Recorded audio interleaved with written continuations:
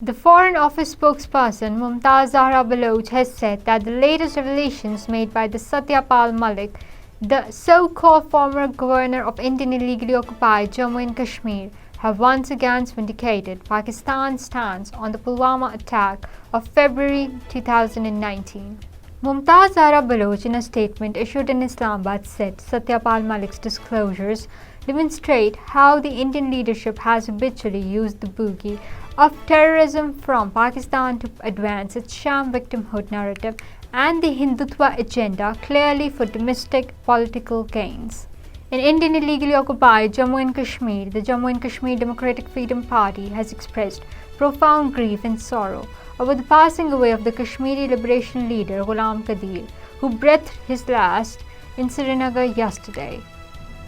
Incarcerated DFP chairman Shabir Ahmed Shah and acting chairman Mahmood Ahmed Sagar, in their separate statements, expressed solidarity with the bereaved family and paid tributes to the deceased leader for his selfless services and peerless contribution in the ongoing liberation struggle.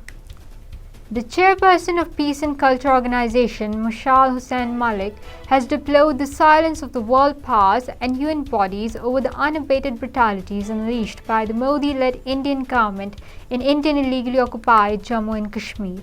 Mishal Hussain Malik, wife of jailed Hurriyat leader Mohammad Yasin Malik, in a statement said that the world showed unity and joined hands against Russia for its invasion against Ukraine, but observed criminal silence over Indian fascist government's inhuman policies in the occupied territory. She said the notorious regime usurped all basic rights, including the right to life of the people of Indian illegally occupied Jammu and Kashmir.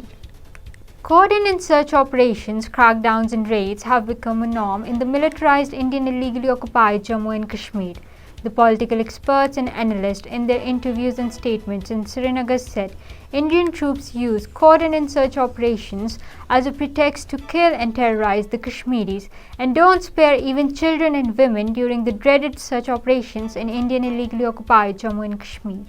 In Indian illegally occupied Jammu and Kashmir, the Indian government has deployed additional border security forces personnel in the territory. The additional reinforcement border security forces troops are seen now on the roads of the Kashmir Valley.